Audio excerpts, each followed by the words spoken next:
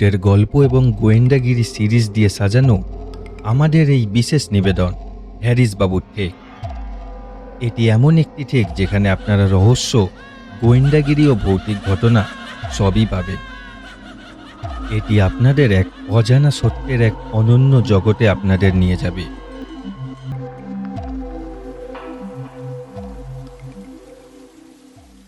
আমি বিনয় বাড়ি ঘটনা লিখছি ঝাড়খণ্ডের লালগঞ্জ গ্রাম থেকে। ভৌতিক বা ভূতের ঘটনা শোনাটা আমার প্রিয় হবি বলতে পারো। প্রতিদিন কাজ থেকে বাড়ি এসে রাতে খাওয়া দাওয়া সেরে নিজের ঘরে বিছানায় শুয়ে কানে হেডফোন দিয়ে ভূতের ঘটনা শুনতে বেশ ভালো লাগে আমার। কতদিন এমন হয়েছে ঘটনা শুনতে শুনতে রাত 3টে 3:30 বেজে গেছে, কোনো খেয়ালই নেই আমার। আবার কখনো ঘটনা শুনতে শুনতে ঘুমিয়েও পড়েছি। ঘটনা তো সবসময় শুনি, তাই ভাবলাম আমার শোনা একটা সত্যি ভৌতিক ঘটনা আজ আবারও শেয়ার করব তোমাদের সাথে। আমি এর আগেও একটা ঘটনা তোমাদের পাঠিয়েছি, হয়তো সেটা তোমাদের কোনো কারণবশত ভালো লাগেনি, তাই আবারও একটা ঘটনা পাঠালাম। যদি ভালো লাগে পাঠ করে শুনিও। এবার সরাসরি ঘটনায় আসি। আজ যে ঘটনাটা লিখছি সেটা বেশ পুরনো এবং ঘটে আমাদেরই গ্রামে। আমারই এক বন্ধুর থেকে ঘটনাটা শুনি। ঘটনাটা ওদের পরিবারের সাথেই ঘটেছিল। আমার এই বন্ধুর নাম নরেশ।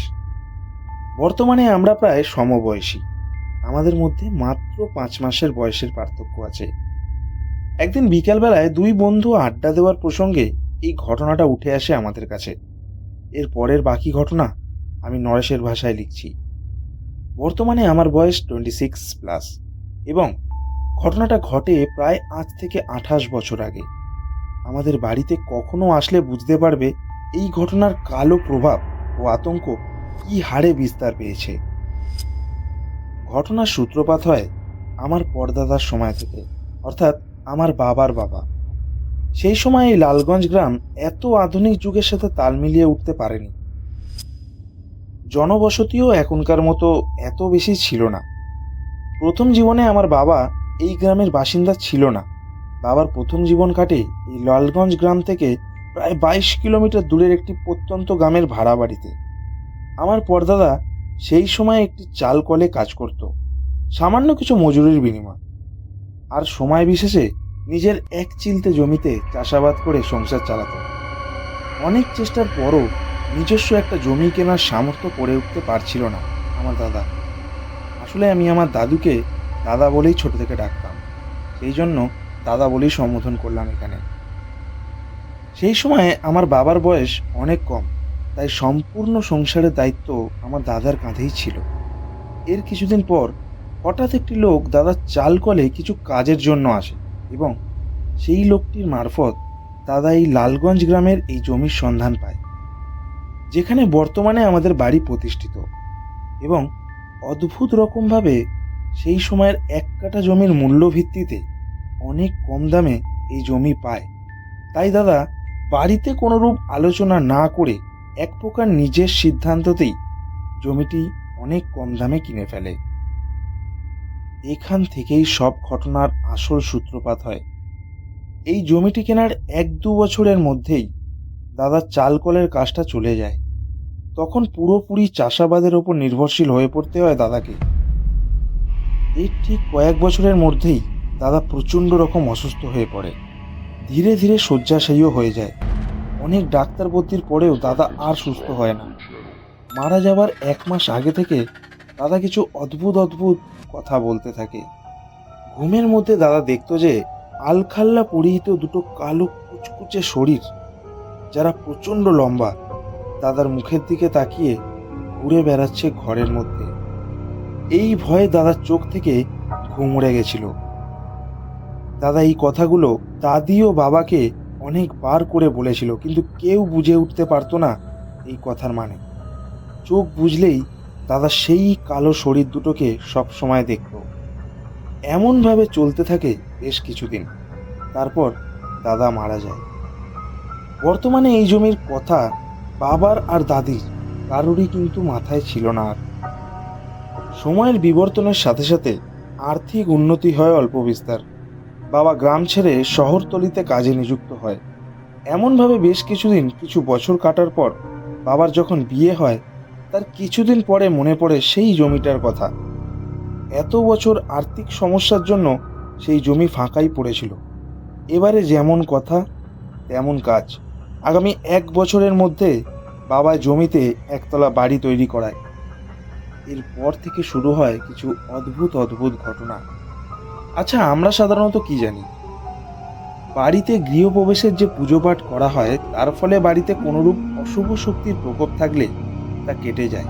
কিন্তু এক্ষেত্রে তার বিপরীত কিছু ঘটে। নির্ধারিত দিনে বাড়িতে গৃহপ্রবেশের পুজো পাঠ করা হয় এবং গ্রামের ভাড়া বাড়ি থেকে সমস্ত জিনিসপত্র নতুন বাড়িতে নিয়ে চলে আসা হয়। বাড়িতে দুটো ঘর, একটি ঘরে ঠাকুমা থাকবে আর একটাতে মা ও বাবা। সারাদিনের খাটাখাটনির পর রাতের খাওয়া দাওয়ার পরেই ক্লান্তির জন্য চোখে ঘুম নেমে আসে সবার খুব তাড়াতাড়ি। আনুমানিক রাত তখন 2টো বেজে গেছে। বাবা ঘুমের মধ্যে চোখ বন্ধ অবস্থায় দেখতে পাচ্ছে দুটো কালো আলখাল্লা পরিহিত অত্যাধিক লম্বা দুটো শরীর ঘরের ভিতরে ঘুরে বেড়াচ্ছে এবং কি যেন একটা খুঁজে বেড়াচ্ছে তারা ক্রমাগত। ঘরের ড্রেসিং টেবিল, কাবার্ড, আলমারি সমস্ত কিছু বিনা বাধায় খুলে যাচ্ছিল এবং জিনিসপত্রগুলো নিচে পড়ে যাচ্ছিল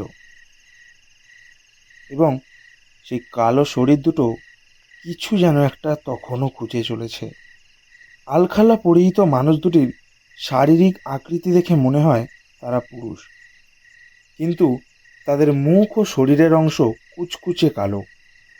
ঘুমের মধ্যে বাবা সব কিছু দেখতে পাচ্ছে, অনুভূতিও করতে পারছে, কিন্তু চোখ খুলতে পারছে না।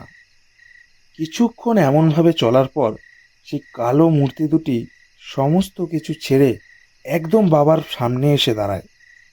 আর তাদের মুখের আকৃতি দেখে মনে হয় তারা যেন বাবার মুখের দিকেই তাকিয়ে আছে। কিছুক্ষণ এমনভাবে কাটার পর শরীর দুটো বিনা বাধায় গেটের বাইরে চলে যায়। বাবা চোখ খুলে ফেলে, তখনই ধরফর করে উঠে বসে বিছানার ওপরে। সাথে সাথে মাও বিছানার উপর উঠে বসে হাঁফাতে থাকে এবং কেঁদে ফেলে। বাবা অবাক হয়ে মাকে জিজ্ঞাসা করে, কি হয়েছে, এমন করছো কেন? মা যা বলে সেটা শোনার পর বাবাও প্রচণ্ড রকম অবাক হয়ে যায়, কারণ বাবা ঘুমের মধ্যে যা যা দেখেছে মাও ঠিক সেই একই জিনিস দেখেছে ঘুমের মধ্যে। মাও দেখতে পায় সেই কালো লম্বা দুটো মানুষকে। এবার আরও অবাক হলো তারা যখন বাবা এবং মা ঘরের চারিদিকটা দেখল। ঘরের মেঝেতে ছড়িয়ে ছিটিয়ে পড়ে রয়েছে সমস্ত জিনিসপত্র, যা যা তারা স্বপ্নের মধ্যে দেখেছিল, মনে করেছিল। আলমারির খোলা জামা কাপড় নিচেতে পড়ে রয়েছে। ইতিমধ্যে ঠাকুমাও নিজের ঘর থেকে বাবা ও মায়ের ঘরে চলে এসেছে এবং ভয়ে ভয়ে গলায় বলল, এসব কি হচ্ছে? বাবা অবাক হয়ে প্রশ্ন করলো মাকে, মানে? ঠাকুমা বাবাকে নিজের ঘরে নিয়ে গিয়ে যা অবস্থা দেখালো, এতে করে বাবার অবাক হওয়াটা এবার ভয়ে পরিণত হলো, কারণ ঠাকুমাও নাকি সেই একই দৃশ্য দেখেছে ঘুমন্ত অবস্থায় এবং একইভাবে ছড়িয়ে ছিটিয়ে রয়েছে ঠাকুমার ঘরের সমস্ত জিনিসপত্র মেঝের ওপরে। এই ধরনের অদ্ভুত ঘটনা কেউ বিশ্বাস করবে না, তাই গ্রামের অন্যান্য কাউকে এই ঘটনা জানালো না বাবা। সেই রাতেও ঘটল সেই একই ঘটনা, কিন্তু গত রাতের তুলনায় সেই রাতে কিছু ব্যতিক্রম হলো। ঘরের পরিবেশ সেই একই এবং সেই একই দুটো কালো লম্বা পুরুষ শরীর কিছু একটা খুঁজে চলেছে আবারও ঘরের ভিতরে। গত রাতে ঘুমের মধ্যে বাবা যাদেরকে দেখেছিল ঠিক তাদেরকে বাবা এবারে চোখ খুলেও দেখতে পেল এই রাতে, কিন্তু মুখে কথা বলা বা নড়াচড়ার ক্ষমতা হারিয়ে গেছিল সেই সময়। শুধু ভয়ার্ত দৃষ্টিতে তাকিয়ে থাকা ছাড়া কোনো উপায় ছিল না বাবার। ভয় আর আতঙ্ক বুকের ওপর চেপে বসলো এবার। এটা কোনো এ জগতের পার্থিব ঘটনা হতেই পারে না, বাবা বুঝতে পারে তখন। পরের দিন সকালে জানা যায় মা ও ঠাকুমার সাথেও এই একই ঘটনা ঘটেছে। ঘটনা এবার বাড়াবাড়ি রকমের পর্যায়ে পৌঁছাচ্ছে। বাবা এক প্রকার বাধ্য হয়ে গ্রামেরই একজন পরিচিত লোকের কাছে সম্পূর্ণ ঘটনা বিস্তারিতভাবে বলে। সমস্তটা শোনার পর লোকটি কিছুক্ষণ চুপ থাকার পর বলে ওঠে, গ্রামের একদম শেষ প্রান্তের দিকে এই জমি থাকায় এই দিকটা খুব চুপচাপ এবং নিস্তব্ধ। তোমাদের আগেও এই জমি একজন কিনেছিল, কিন্তু অদ্ভুত রকমভাবে জমি কেনার কিছুদিনের মধ্যেই তিনি জমিটি বিক্রি করে দিয়েছেন। শোনা গেছে জমি কেনার পর ওনার এবং ওনার পরিবারের সাথে বড় অদ্ভুত কিছু ঘটনা ঘটে, তাই নাকি উনি বাধ্য হয়ে জমিটি বিক্রি করে। বাবার পরিচিত ওই লোকটির মতামত অনুযায়ী বাবা ওই দিনই একজন তান্ত্রিকের সাথে দেখা করে এবং সম্পূর্ণ ঘটনা তাকে খুলে বলেন। সম্পূর্ণটা শোনার পর উনি বাড়িতে আসতে রাজি হন। উনি যখন আমাদের বাড়িতে আসে তখন বিকেল 4টে বেজে গেছে। বাড়ির উঠোনে পা রেখে উনি থমকে দাঁড়িয়ে যান। বেশ কিছুক্ষণ চুপ থেকে চোখ বন্ধ করে কিছু মন্ত্র বিড়বিড় করে বলেন।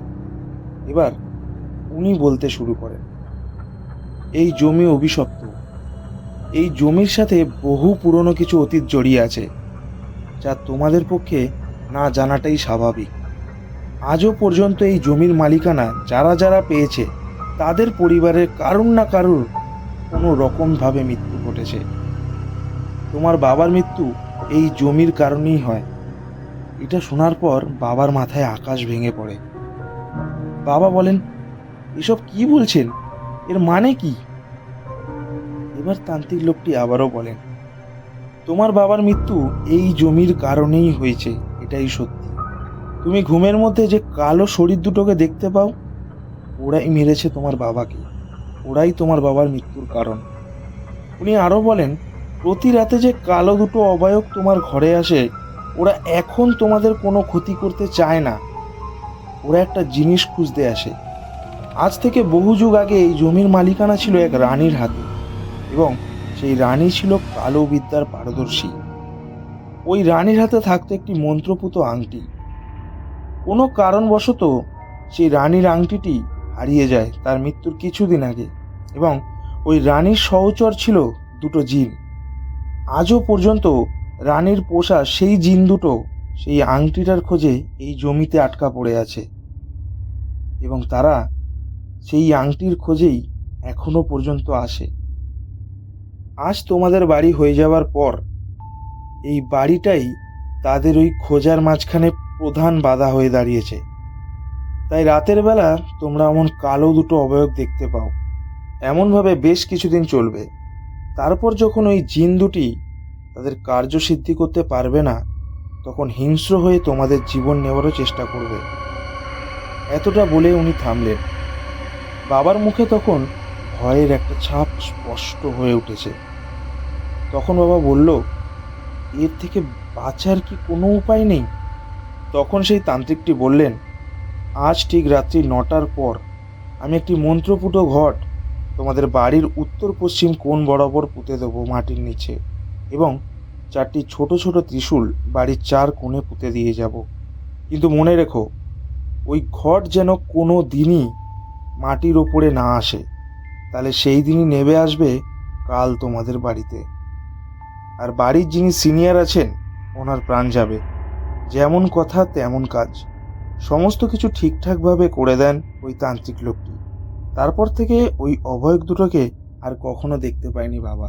কিন্তু তাও আজও পর্যন্ত আমাদের বাড়ির ওই উত্তর পশ্চিমের যে কোণ, সেই জায়গাটিকে বাবা বেশ কিছুটা জায়গা ছেড়ে বেড়া দিয়ে ঘিরে দিয়েছেন, যাতে কখনো সেই বেড়াকে কভার করে ভিতরে কেউ না আমরা যেতে পারি।